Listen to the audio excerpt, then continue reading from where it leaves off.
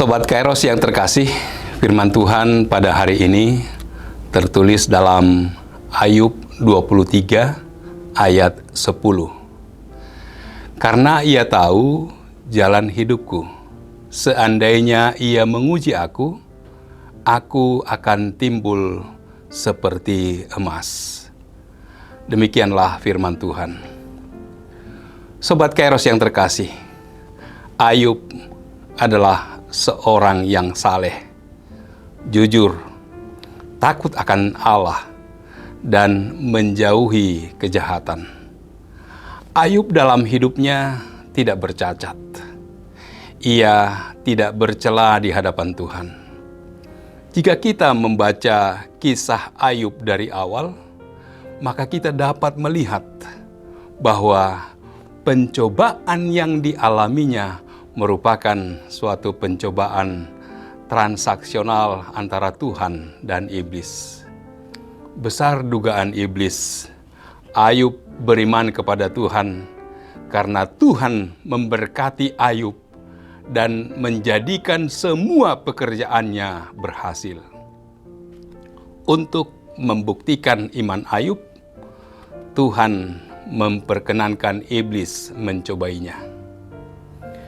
Para sahabatnya menduga bahwa Ayub telah melakukan dosa tersembunyi, sehingga dia mengalami penderitaan yang cukup berat.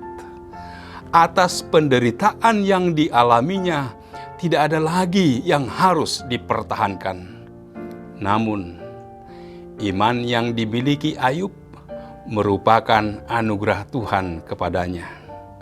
Melalui iman, Ayub bercermin di hadapan Allah dan berusaha memahami penderitaan yang dialaminya.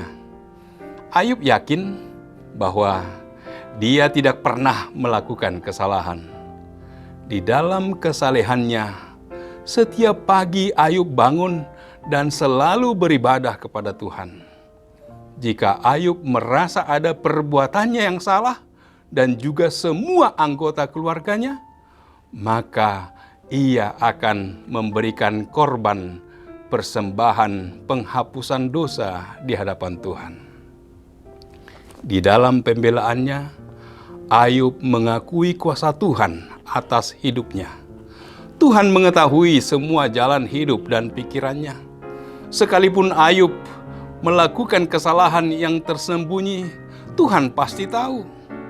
Dengan pertimbangan kuasa Tuhan yang Maha Tahu inilah, Ayub memberanikan diri menyatakan, seandainya Tuhan menguji aku akan timbul seperti emas. Ayub menggambarkan dirinya sama seperti emas, begitu berharga di mata Tuhan. Jika Tuhan menguji dengan membakar hidup kita, ini adalah proses pemurnian iman kita. Dia tidak bermaksud menghancurkannya. Proses pemurnian emas dilakukan melalui proses pembakaran. Sebaliknya, dia ingin mendapati kualitas iman yang teruji, yang murni, sebuah kehidupan yang tanpa celah, tidak bercacat di hadapannya. Ayub selalu mengikuti jejak Tuhan, menuruti jalannya, dan tidak pernah menyimpang. Ayub tidak pernah melanggar perintah Tuhan, dan selalu menyimpannya di dalam hatinya.